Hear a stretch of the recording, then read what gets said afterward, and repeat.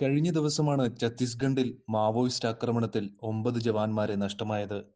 മുമ്പെങ്ങുമില്ലാത്ത വിധം അതിർത്തി കടന്നുള്ള തീവ്രവാദ ആക്രമണവും രാജ്യത്ത് വർദ്ധിച്ചിരിക്കുകയാണ്. രാജ്യസുരക്ഷയിൽ വിട്ടുവീഴ്ചയില്ലാത്ത സമീപനമാണ് ഇന്ത്യയുടെ ഭാഗത്തു നിന്നും ഉണ്ടാകുന്നതും.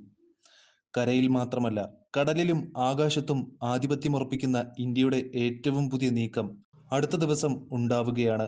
നാവികസേനയുടെ ചരിത്രത്തിലെ നിർണായക ദിവസമാണ് ജനുവരി 15. 3 യോദ്ധാക്കളാണ് അന്ന് നാവികസേനയുടെ ഭാഗമാകാൻ ഒരുങ്ങിയത്. നിൽഗിരി, സൂറത്ത് എന്നീ യുദ്ധക്കപ്പലുകളും വാക്ഷീർ എന്ന അന്തർവാഹിനിയുമാണ് അന്ന് കമ്മീഷൻ ചെയ്യുക. മുംബൈ നേവൽ ഡോക്ക് യാർഡാണ് ഈ ചരിത്ര നിമിഷത്തിന് സാക്ഷിയാകുന്നത്.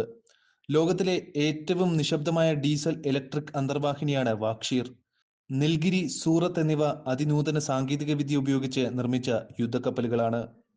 പ്രതിരോധ രംഗം ശക്തിപ്പെടുന്നതിന്റെ ഭാഗമായാണ് ഇവ മൂന്നിന്റെയും നിർമ്മാണം.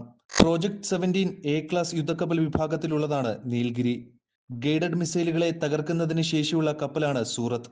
എന്നാൽ Nilgiri stealth കപ്പലാണ്.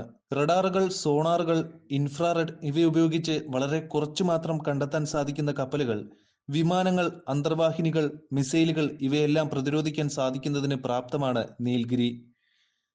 Project 15B destroyer വിഭാഗത്തിലാണ് സൂറത്ത് നിർമ്മിച്ചത്.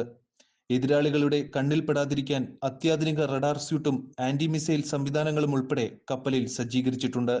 ചേതക്, MLH, സീ കിങ് എന്നിവ കൂടാതെ പുതിയതായി MH-60R ഹെലികോപ്റ്ററുകൾ എന്നിവയും ഈ കപ്പലുകളുടെ ഭാഗമാണ്.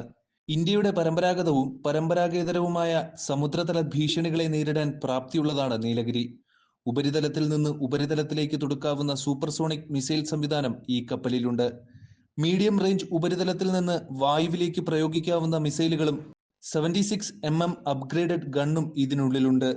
പ്രോജക്ട് 75ന്റെ ഭാഗമായി ഇന്ത്യ ഒടുവിൽ നിർമ്മിച്ച അന്തർവാഹിനിയായ വാക്ഷീർ സ്കോർപിൻ വിഭാഗത്തിലുള്ളതാണിത്. 23,562 കോടിയാണ് ഇതിന്റെ നിർമ്മാണ ചെലവ്. കഴിഞ്ഞ വർഷം നിർമ്മാണം പൂർത്തിയായ കപ്പൽ മുംബൈയിലെ കപ്പൽ നിർമ്മാണശാലയായ മസ്ഗാവ് ഡോക്ക് ഷിപ്പ് ബിൽഡേഴ്സാണ് നിർമ്മിച്ചത്. ഫ്രഞ്ച് സ്ഥാപനമായ നേവൽ ഗ്രൂപ്പിൽ നിന്നും കൈമാറ്റം ചെയ്ത സാങ്കേതിക വിദ്യ ഉപയോഗിച്ചാണ് കൽവാരി ക്ലാസ് ഡീസൽ ഇലക്ട്രിക് ആക്രമണ അന്തർവാഹിനികൾ നിർമ്മിക്കുന്നത്. സമുദ്രാതിർത്തിയിൽ യുദ്ധങ്ങൾ, അന്തർവാഹിനികൾ തമ്മിലുള്ള യുദ്ധം, ദീർഘദൂര ആക്രമണങ്ങൾ, രഹസ്യാന്വേഷണം തുടങ്ങിയ ദൗത്യങ്ങൾ നിർവഹിക്കാൻ ഇവ സഹായിക്കും.